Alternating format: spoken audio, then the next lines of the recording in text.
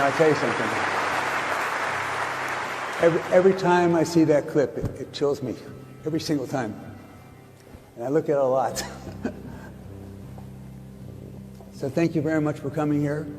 I know it's not convenient. It's not around the corner. I'm really appreciative. Absolutely. Thank you for having me. I was on a red-eye flight, so I'm a little slower than normal. Just I didn't get much sleep. So. That's sort of my first question. Is that so? You're 51. Yeah. I'm no spring. I think I'm safely not a spring chicken anymore. Late summer chicken, perhaps? I'm 79. Yes, but you look great.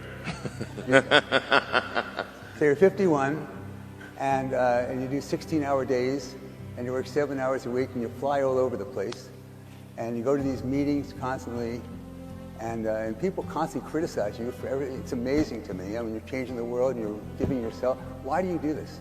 So my wife says to me, "Why are you still working? Why are you still working? What are you doing here?" Well, I think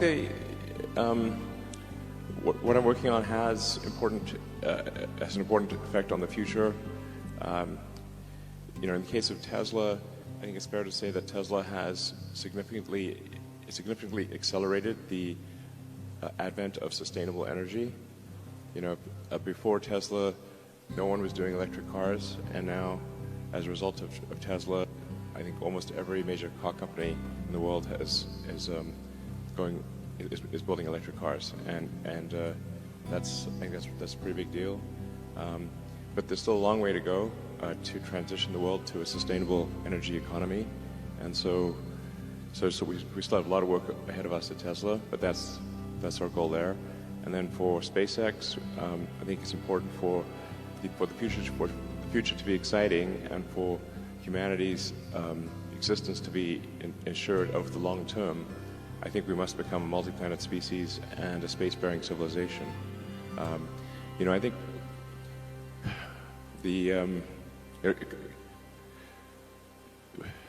we're here like 4.5 billion years after Earth got started, 13.8 billion years into the age of the universe, and it's only now, recently, in the last 5,000 years, that we invented writing. I would say date the first civilization by when there was the first writing, which was in ancient Sumeria around 5 or 6,000 years ago. So we've basically just been here for a very brief instant. A blink. All of human civilization is a blink of an eye, if there was an eye, on an evolutionary time scale. So I think it's important we take the actions to ensure that the light of consciousness continues, and because we should really view consciousness as a small candle in a vast darkness, and it can easily go out. So you have these missions, and somehow, whenever you have the mission and you have this vision, and you are a visionary, that somehow, whatever you do, you develop other businesses. So when you started SpaceX, you didn't think about satellites. When you started Tesla, you didn't think about robots. When you don't have enough people, you didn't think about robots. So you didn't think about autonomous driving. And without Elon, there would not be electric cars. Nobody who makes cars wants to make electric cars. They're being forced to make them. In fact, every time they sell electric car, they sell one fewer car that they make money on. And they have all that money invested in plants to make those other cars. So nobody wants to have these cars except for him. And everybody thought it was going to fail. And one of the things you said is that patents are for the weak. And you share your patents. And with other companies, of course, on the other hand, when they get your patents, you're 2 or 3 years ahead of them. Well, I mean, joking about patents for the weak, I think there is a role for patents. Let's say if some company has spent a lot of money developing a particular medicine and had to go through the expense of stage 3 medical trials, and then they finally get something that is approved, but where the drug itself is cheap to manufacture, then I think a patent in that case makes sense. Otherwise, no one would go to the trouble of doing stage 3 medical trials. So there are definitely roles for patents. In the case of Tesla, our goal is to advance sustainable energy, and so we can't just do it by ourselves. We need the whole industry to go that way. So we gave them our patents for free in order to help them accelerate electric vehicles. So it must be terrifying to other companies to realize that when we make cars, it's $39,000 in cost a car, and we're making $15,000, $16,000 in profit a car. And so we invest $7 billion, and we make $15 billion a year.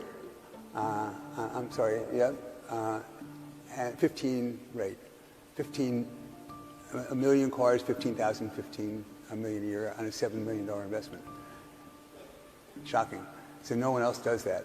And when and here you're telling us how you want to make cars for $20,000 a piece. How do you do that? Well, we've not formally announced our next car program, so I can't talk too much about our upcoming vehicle program or programs that have not been announced, but we do expect to make cars that are more affordable than the current Model 3 or Model Y. So, and a big factor in this is, yeah.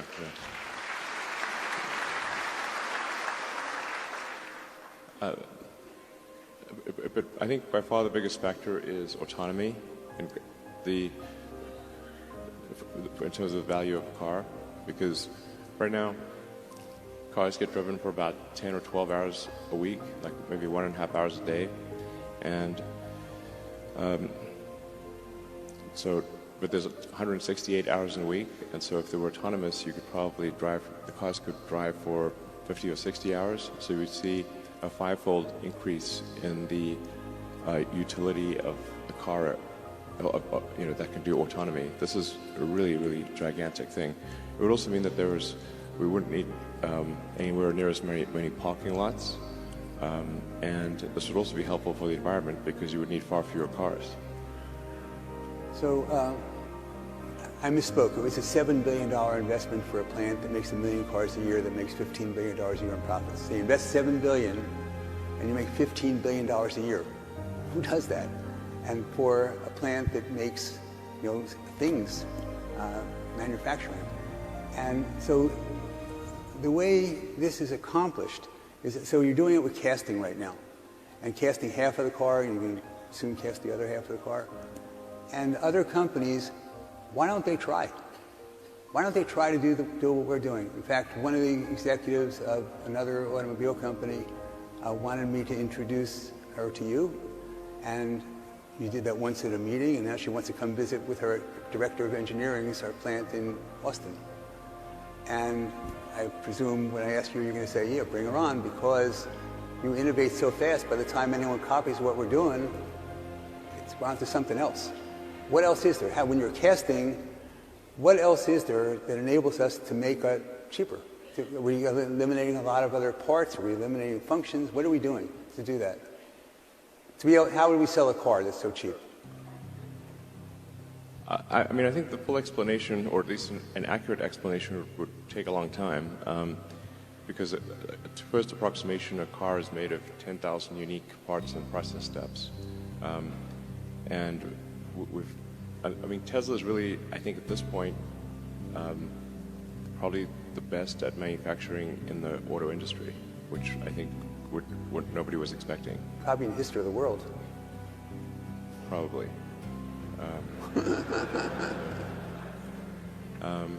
So, I've got this first principles algorithm that I find to be very helpful in the design and manufacturing of anything, and people here may find it helpful. The first thing you should do is make the requirements that you've been given less dumb. Whatever constraints and requirements were given, they were to some degree dumb, and you want to make them less dumb. If you don't start with this, then you get the right answer to the wrong question. And the requirements must be given from a person who can explain the requirement, not from a department, because then you don't know who to talk to. Then step 2 is delete the part or delete the process step. This sounds extremely obvious, and yet over and over again we have found that parts were not needed. They were just put in there just in case, or by mistake, or there was a step that someone thought was needed but was not actually needed. This sounds insanely obvious, but we've deleted so many parts from the car that did nothing.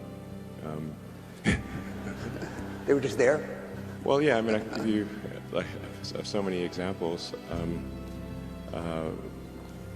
One example was there were 3 fiberglass mats on top of the battery pack.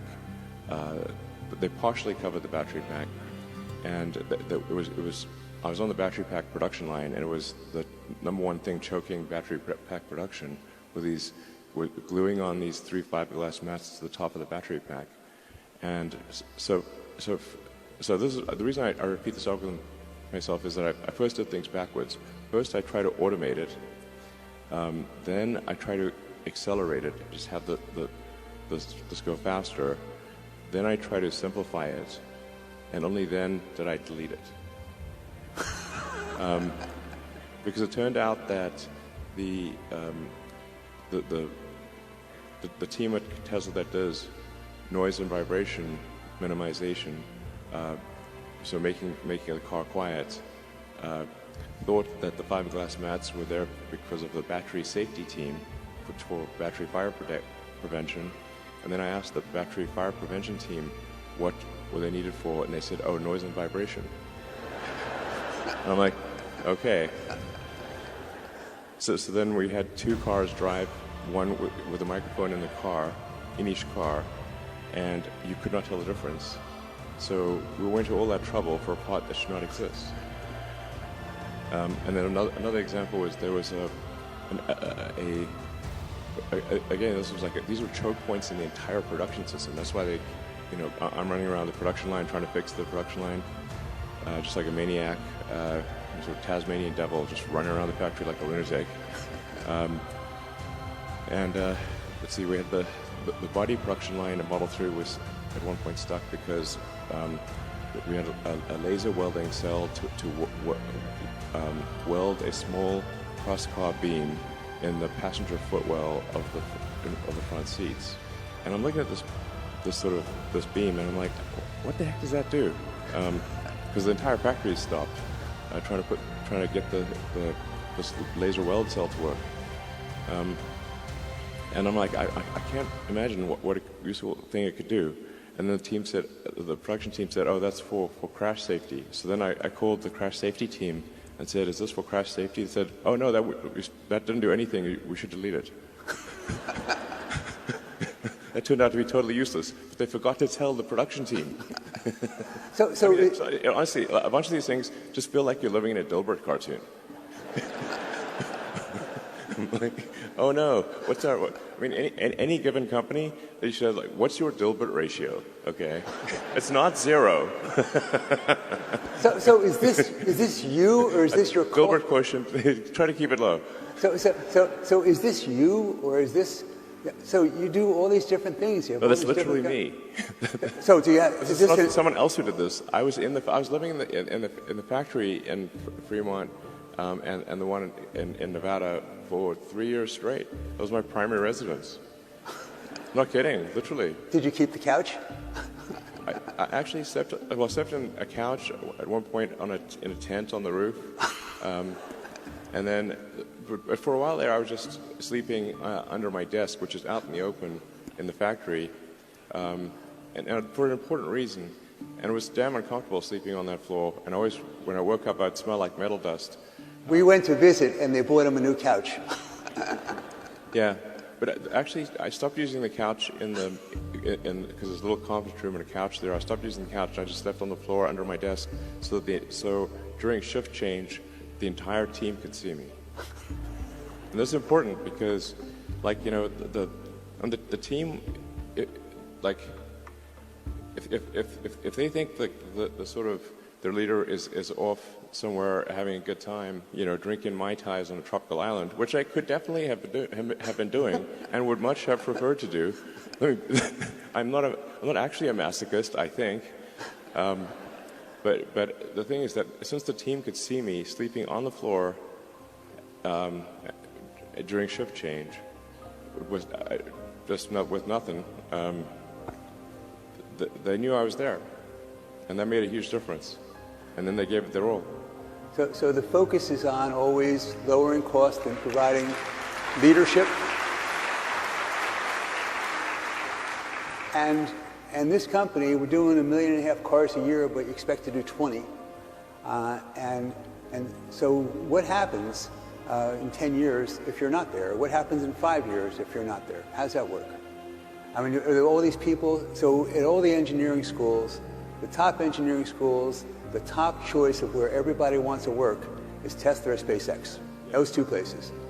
So do we have all these people coming up and fighting each other for the job, or they're working together? How do you get people to say, gee, I could buy that real expensive house, but I'm not going to do that? Or I could go out on vacation. I'm not going to. Well, we do have that problem a little bit.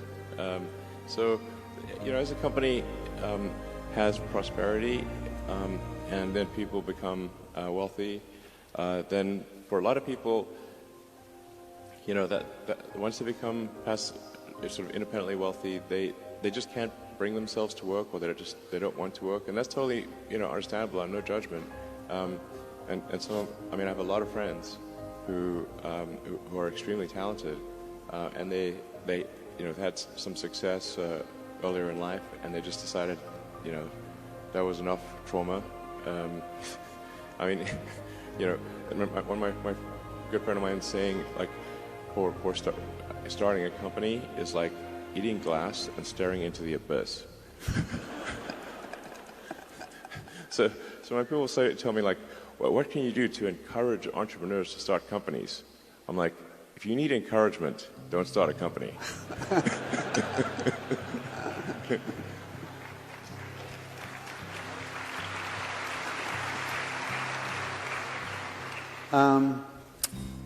In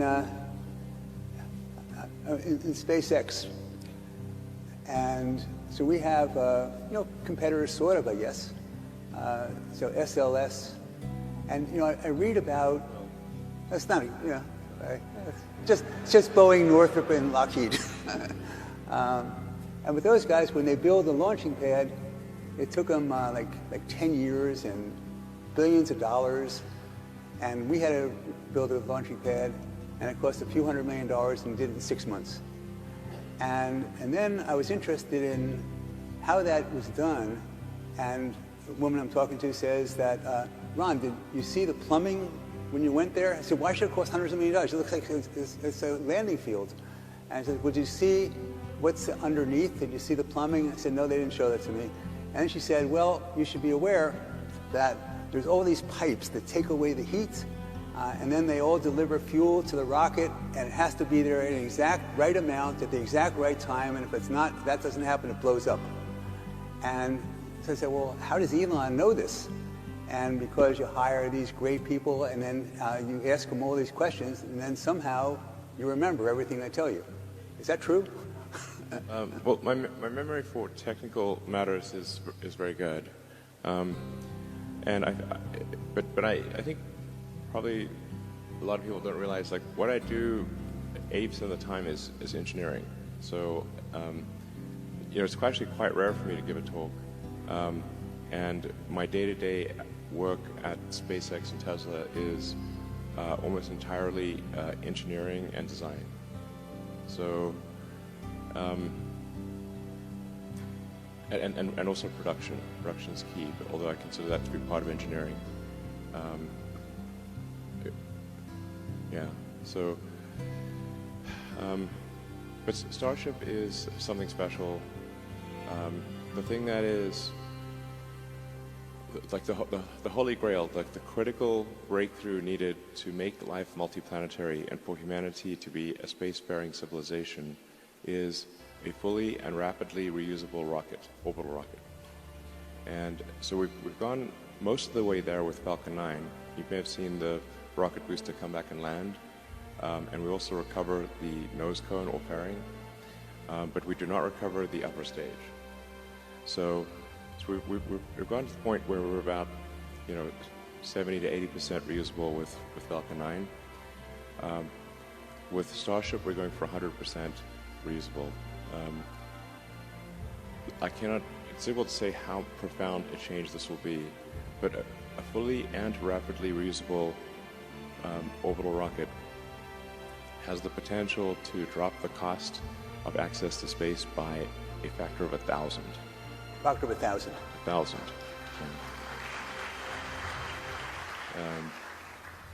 And I should say also, Starship it's a very, very big rocket.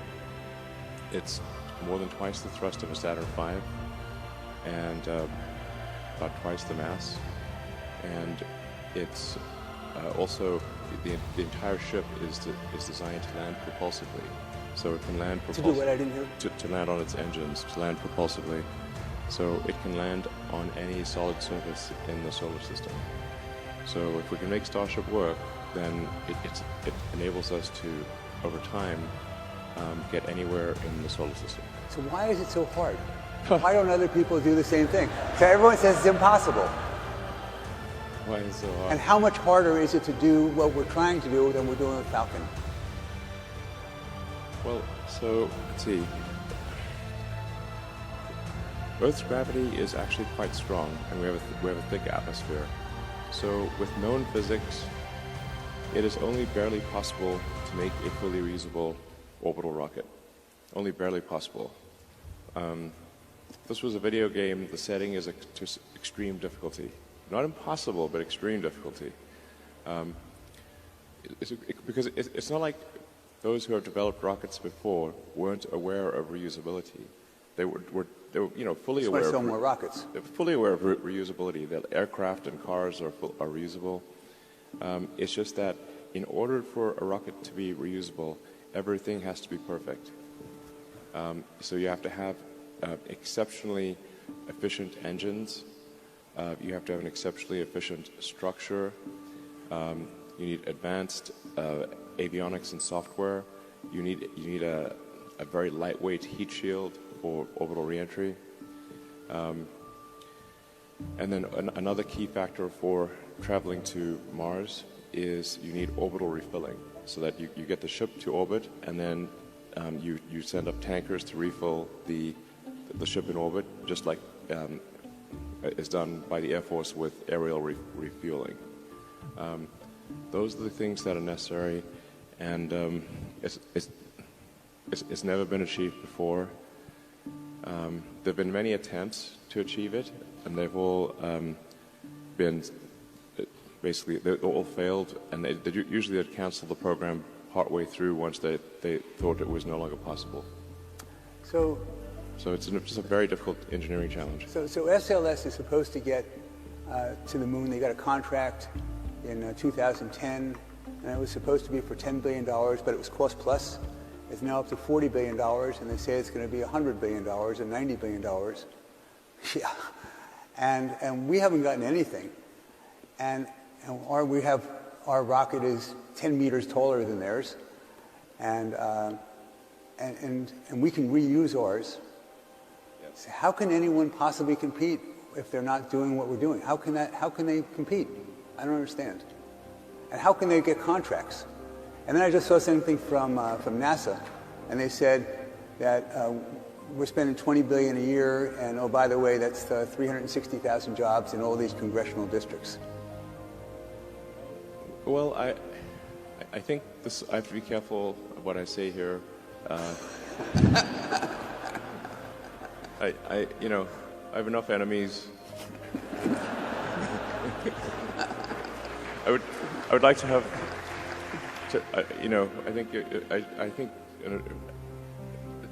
Yes, I would like to have a smaller number of companies that want me to die. That would be great.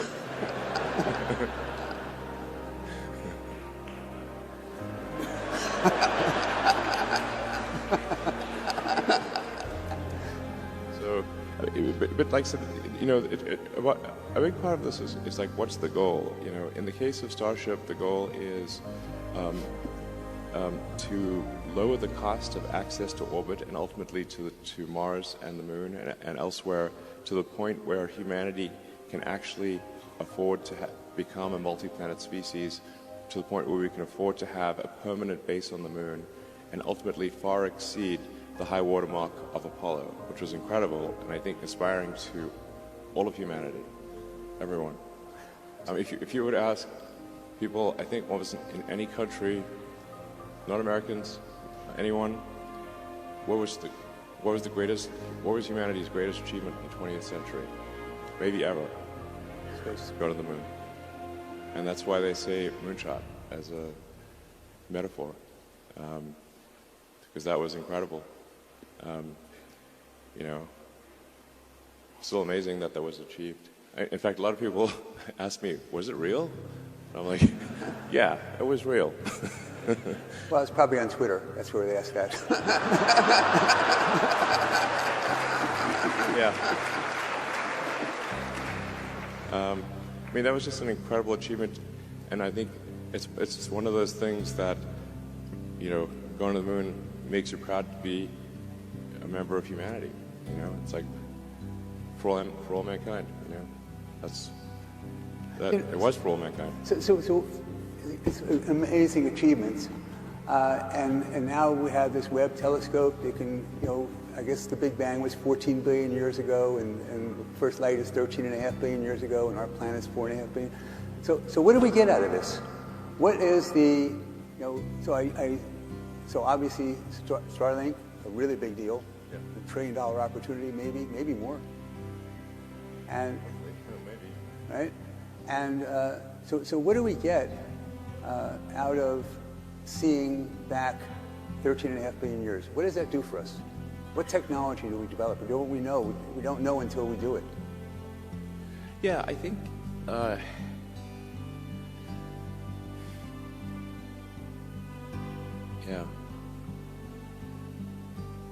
I think like there's two main motivations, I think, for becoming a multi-planet species and a spacefaring civilization, and then ultimately going beyond that to go to other star systems and explore the galaxy.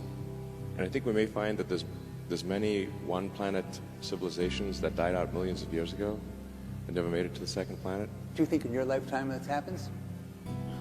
Well, it depends how long I live. Maybe forever.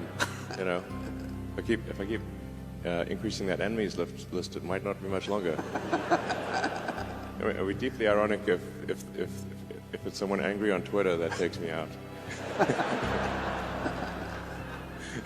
Well, now you can keep them off Twitter. Yeah, exactly.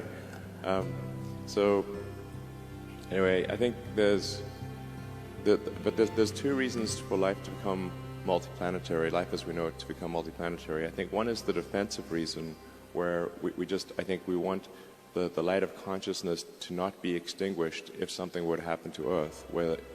And you know, in the case of the dinosaurs, they only had to worry about, like, you know, meteors and supervolcanoes and other things. But for us humans, we actually have the power to destroy ourselves with nuclear weapons, or some sort of, you know, crazy bioterrorism thing. So, you know, so there's some danger that is not zero that could cause the end of life on Earth as we know it. So that's kind of the defensive reason to ensure that life is not just, and consciousness is not only on Earth. That's the defensive reason to protect the future of consciousness. Then the other big reason, I think, is that it's exciting, and it's adventurous, and it's inspiring. It makes you think positively about the future, you know. And life can't just be about solving one problem or another. There need to be reasons to be inspired. You know, reasons that move your heart and say, yes, the future's going to be great. And when you get up, you know, when you wake up in the morning, I can't wait to see what happens next. And I think that's, you know, humanity go to Mars, even if you don't yourself want to go to Mars, and most people don't, just watch it. It's a tough gig, frankly. This would not be a luxury expedition, but you'd be able to watch it happen, and I think it would just be incredibly inspiring to the world in the same way that the Apollo program was inspiring to the world. And like I said, there's got to be, life can't just be about solving one problem or another. We need things that make us excited and inspired about the future, and that would be one of them.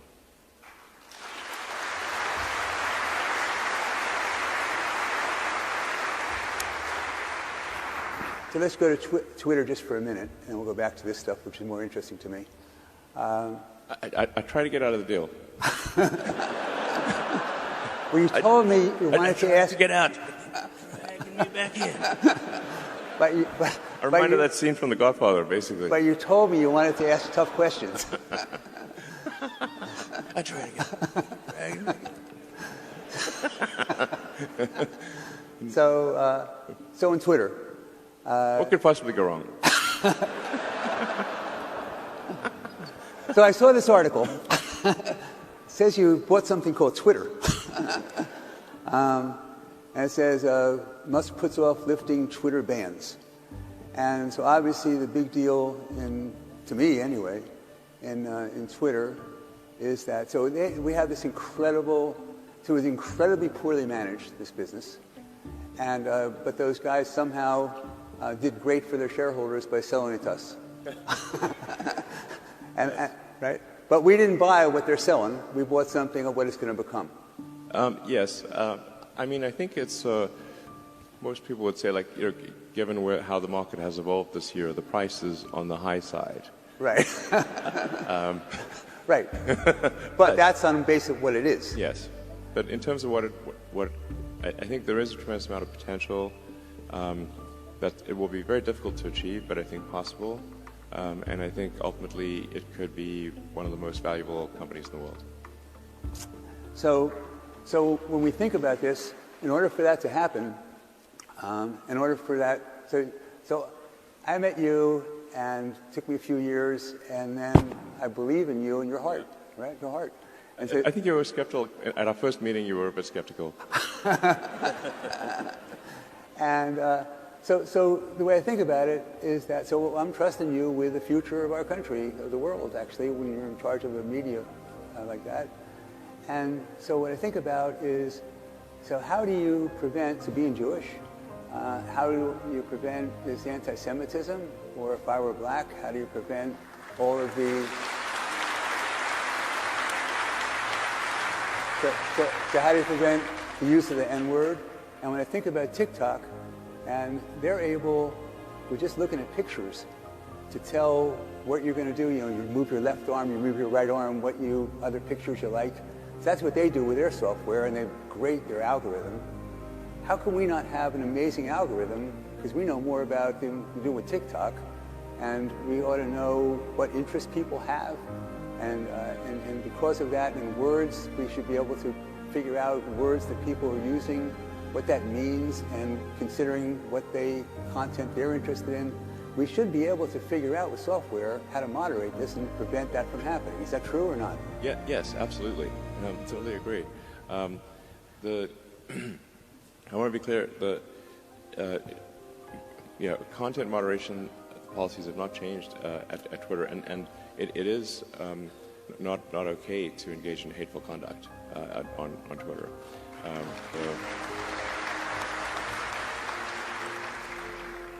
So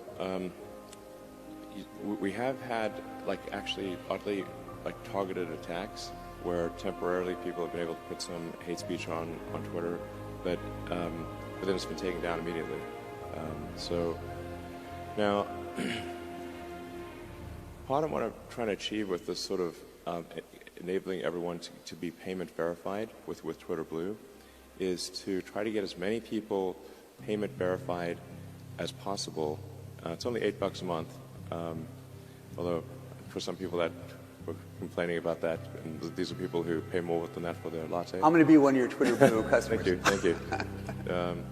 But it's part of its revenue, part of it is payment authentication. And so if somebody, because there is a huge problem with spam and bots and trolls on Twitter, and organizations trying to manipulate public opinion, and just generally making the system worse.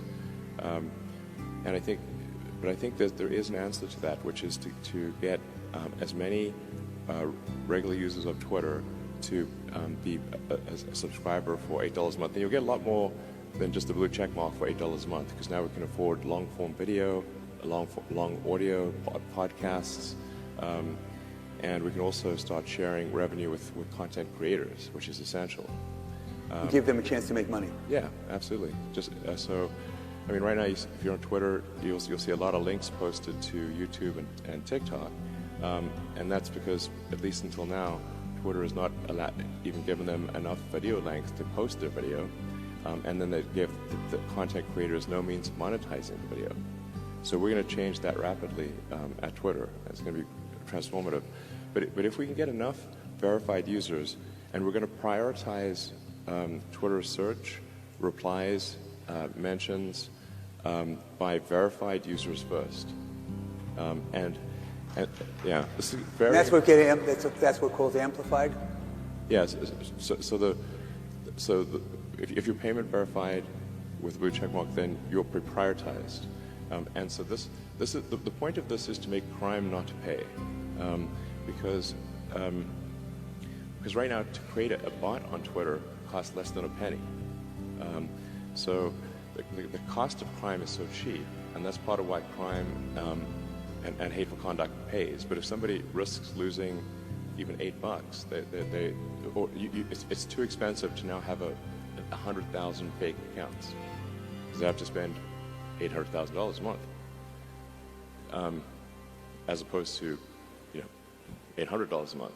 So, and then we also, since we're using payment authentication, we're piggybacking on the authentication system of the payment system, and we're also piggybacking off of Apple's authentication system, which is another layer of security. So the net effect will be, over time, that the verified users will pretty much always be at the top of comments and search, and you won't really see. You'll have to scroll far to see the unverified users, which will be the bots and trolls and whatnot. And this is sort of analogous to Google search. Like, if you go to page 8 of Google search, there will be a ton of scams and stuff, call it page 8, page 9, something like that. But the thing is that Google search results are so good for page 1 that you never go to page 8. Or it's rare. And like the old joke is like, if something we don't want to see, it gets pushed way down. Yeah, basically the bad stuff gets pushed way down. And then crime stops paying, and then they stop trying to do all these things. And we can recruit them as engineers to program for us, crime guys. Yeah. So, I mean, the joke is like, what's the best place to hide a dead body would be the second page of Google search results. Nobody ever goes there. So today we fired half of Twitter, and that should save us, what, $4 billion a year? No, it's not going to save $4 billion a year. I wish, but I mean, to be frank, Twitter was having pretty serious revenue challenges and cost challenges before the acquisition talks started, and any company that is dependent on advertising has had a hard time. So if you look at, say, Snap or Google, Facebook, whatnot, they've all had a difficult time with advertising revenue dropping, and Twitter is more currently more vulnerable than they are to advertising, because most of Twitter's advertising is large brand advertising as opposed to direct response. So it's kind of like a much more of a discretionary ad spend than it is for like if you can do direct response for a specific product. So and then we also recently had a lot of difficulty with activist groups pressuring major advertisers to stop spending money on Twitter. This is despite us doing everything possible to appease them and to make it clear that moderation rules and hateful conduct rules have not changed, and we're continuing to enforce them. A number of major advertisers have stopped spending on Twitter. This doesn't seem right, because we've made no change in our operations at all, and but nonetheless, the activist groups have been successful in causing a massive drop in Twitter advertising revenue, and we've done our absolute best to appease them, and nothing is working. So this is a major concern, and I think this is, frankly, an attack on the First Amendment. If activist groups can pressure advertisers upon which Twitter is fundamentally dependent to, suppress free speech, then that doesn't seem right.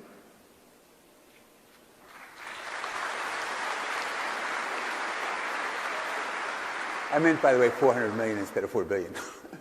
I meant actually 400 million instead of 4 billion. Oh, yeah.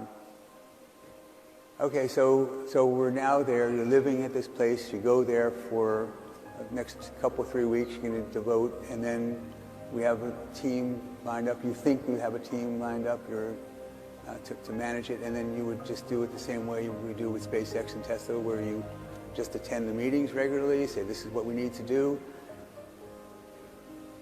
Do it. Well, this is what we need. Yeah, my workload went up from about, 70 to 8 hours a week to probably 120. So, yeah, I go to sleep, I wake up, I work, go to sleep, wake up, work, do that 7 days a week. I'll have to do that for a while. No choice. But I think once Twitter is set on the right path, I think it is a much easier thing to manage than SpaceX or Tesla. So, and I really understand the internet and how to make. So I wrote software. I wrote software personally for 20 years. I was one of the key people behind X.com, which became PayPal. And so I also I'm aware of I know how to make a way better PayPal. Because you built PayPal. Yeah, yeah, pretty much. With a lot of other people, but there's a product plan I wrote, which I wish I'd kept a copy of, in July of 2000, where I thought it would be possible to make the most valuable financial institution in the world. And we're going to execute that plan from 22 years ago, which amazingly no one has done. And so I think that's part of why I think Twitter will be ultimately extremely valuable, because I'm going to execute the X.com game plan from 22 years ago with some improvements. And then we're also going to obviously make Twitter just a way better system. It stands to reason that if the social media company is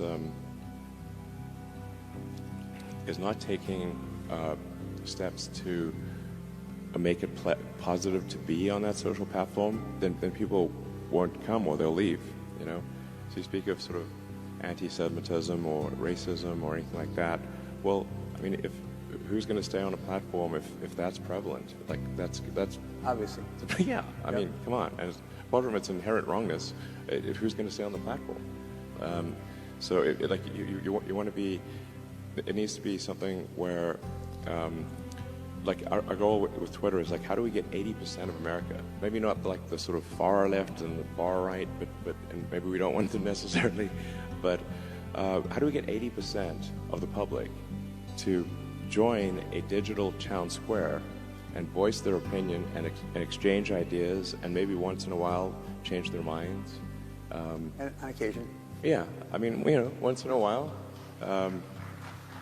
So I read also that you said, and then we'll move off of Twitter, but you said that your goal is you want to make the 20% of people who are on the far right hate you, just like you want to make the 20% of people on the far left hate you.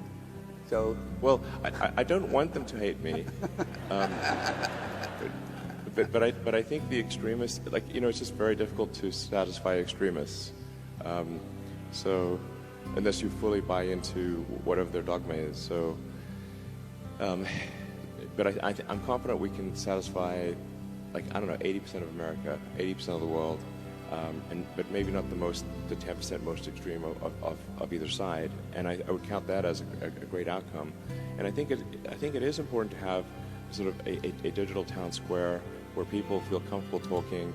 And I also think it's like one of the things that's important is to be able to sort of decide what kind of experience you want to have on Twitter, because some people might say, okay, like I want like if this was a radio station, I want the easy listening, smooth jazz station. Okay, cool. But that's so you should be able to have that setting for Twitter, and then some people might say like, no, I want heavy metal thrash, and like, okay, so now this is going to be sort of then you don't mind someone saying mean things to you, within the context of the law, and you don't mind engaging in vigorous arguments on Twitter and that kind of thing, but you should be able to kind of like pick your preference, and decide if you want sort of full contact battle or do you want like, no, I just want to look at poppies and flowers and nice landscapes and stuff. So let's go off Twitter. Two other topics where you had some questions. The number one is logistics. When we're starting to make so many cars by the end of this year, 40,000 cars a week. I mean, I have to be careful of MNPI, but I believe I have said in the past publicly that our aspiration is to reach 40,000 a week by the end of this year. So if we're doing that, then that means that we're producing a car every 15 seconds. Yeah. And but that's still only 2 million cars a year. There's 100 million cars that are made a year. And so the question, there's presumably capacity to be able to, logistics, to ship all these cars all over the place, to have people pick them up where they want them. But not if they all do them in the same week. Yes, totally. So, I mean, we got a bit of criticism from our Q3 results because we had a lot of cars in transit. And the reason was that we got too big for our cars to actually be transported in the final few weeks. There just weren't enough car carriers and weren't enough ships. So, but it's actually good. It's actually good in the long run to smooth out deliveries and actually have cars in transit at the end of the quarter, because then you're not rushing to get everything delivered by the end of the quarter and paying all these expedite fees. So my question though is, if we have autonomous driving and we have autonomous trucks, is that one of the ideas that we're going to be able to move things around with our own, if there's not enough drivers, that we're going to have autonomous transport? Yes. That's question one. We can also, yeah, I mean, if you're in the area, have the car just drive to you. Right. That's one. And then the other one was about materials. And when all of a sudden, so we have somehow navigated supply chain problems from other people. And you might have thought that it was the absolute brilliance that we had to be able to do that. But probably the reason is that when you start off and you don't make any cars a year and you go to someone and say, we're going to make 20 million cars a year from zero, who's going to believe you and make all the equipment that we need? So as a result of that, you were forced initially to be able to say, okay, we're going to get, we'll vertically integrate. We can't rely on you. We'll do vertically integration. And yeah, cut it. Materials. I can talk longer if you'd like. Don't shoot the messenger. Talk a little bit longer. Materials. So we have geology.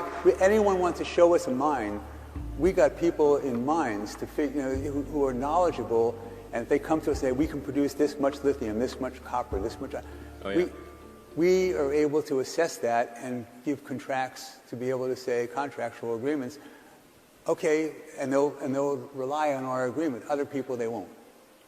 Is that... fair. And Glencore, the Yeah, well, the scaling constraints change as time goes by. In the beginning, we were just very vertically integrated because suppliers didn't take us seriously. Like we could get hardly any of the best suppliers wouldn't talk to us because a car startup has not been successful in the United States since Chrysler in the 20s, I believe they started. So it's been a century since a car company was successful in the U.S. That was not a foreign car company coming in that was already successful in their home market. So, but for an American car startup, it was Tesla's first success in 100 years. So you can imagine if you're an auto supplier, that doesn't sound like a smart financial decision. Exactly. So then we had to just build a lot of the stuff ourselves, be vertically integrated, or we couldn't create the car. And then that ended up being an asset because now we understood so much about the entire supply chain and what it took to build a car. So we were able to design a more integrated vehicle that actually needed far fewer parts and costs less and weighs less and has higher performance. But it is looking increasingly like for some of the critical elements of batteries that Tesla will need to get into the mining business, mining and refining. That's why Glencore was announced. That's why we're talking to Glencore. We were. No, and we've never contemplated investing in Glencore. I'm talking about Tesla doing it Ourselves. Yes. Do you have some time for some questions from the audience? Just give me a couple. Turn on the lights. Two questions. Said no Q&A. Who's they? The powers that be. I'll do it anyway. I mean, is it from me or you? I don't know. Questions? So, by the way, if you leave before we give away the door prizes, which are 2 Teslas, you're not eligible to get the Teslas. But go ahead. I gave an extra one once, I guess last time, but we're not going to do that again. You got to be in your seat in order to get the Teslas. I'm paying for it, not Elon. Questions?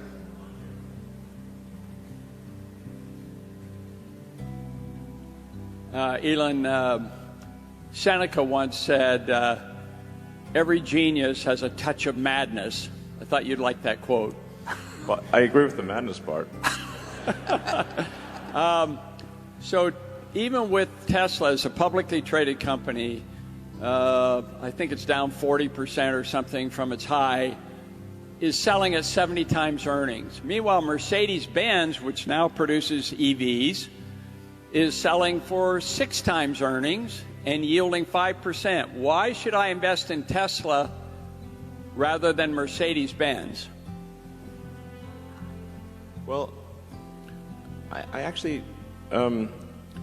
rarely try to convince anyone to invest in Tesla. And many times I've recommended people don't invest in Tesla, and I've said our stock is too high, but then people just ignore me and keep buying the stock for some reason. But if I think at a very high level, I'd say that autonomy is an insanely fundamental breakthrough, and no one is even close to Tesla for solving generalized autonomy or generalized self-driving vehicles. No one's even close.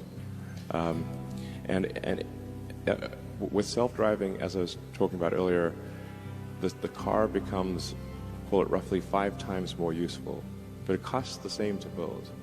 Now, can you imagine what would happen if a company was we're doing like 25 to 30% gross margins, but suddenly that same thing was 5 times more valuable?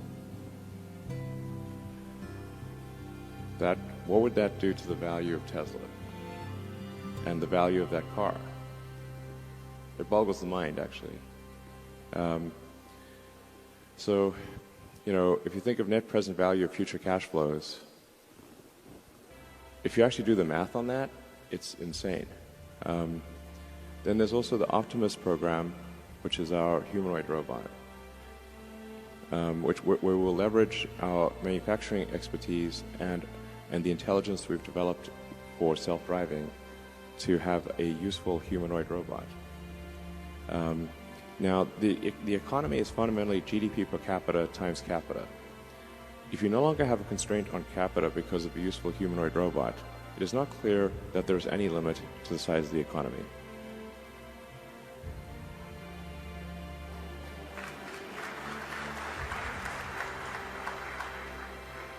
And these things will actually happen.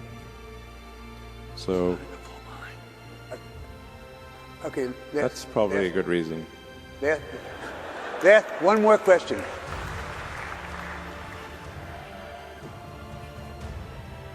Okay, bring up your second. Okay, this is the last question.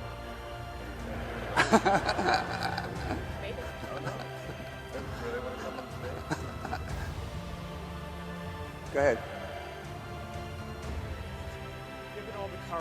Given all the cars that you're going to make, and I hope Ron's right, whether it's 10 million or 20 million, you're going to need a lot of charging stations around the world. Yes. Have you thought about doing it more efficiently and more economically and better for our ecosystem from an ESG perspective? Because you may or may not know, there are 400 million existing streetlights in the world. And every streetlight has pervasive, persistent electricity. You could take some amount of those streetlights, which are half owned by utilities and half owned by cities, and repurpose that. And that would probably be the most cost-efficient way to roll out millions of charging stations all over the world. Well, thanks. I think they actually are using that idea in London and some other cities. But I think the long-term goal for our supercharger stations is that they all have solar, like Tesla solar and batteries at them, so that they are, as many as possible, are self-sustaining. That the supercharger stations generate the energy during the day, and then also have a localized battery pack so that people can charge at night, so that the Tesla supercharging stations would continue to function even in a zombie apocalypse. So, just never know. That's coming one day. We know it. Yes. It's just a matter of time. Thank you very much. Right. Can I get a selfie with you? A selfie?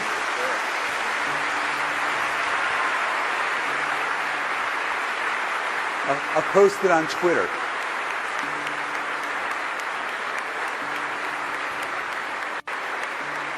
Your arms are longer than mine. Also, please use Twitter. We're doing this right now. And please subscribe to Twitter Verified, $8. Actually, it's technically at $7.99, so slightly less. But I would really encourage everyone here to use Twitter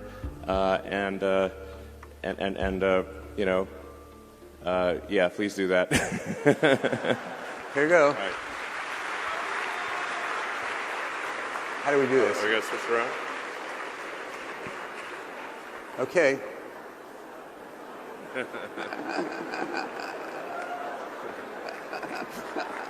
All right. Thank you, everyone. Thank you very much, Elon. It was great. I really appreciate it.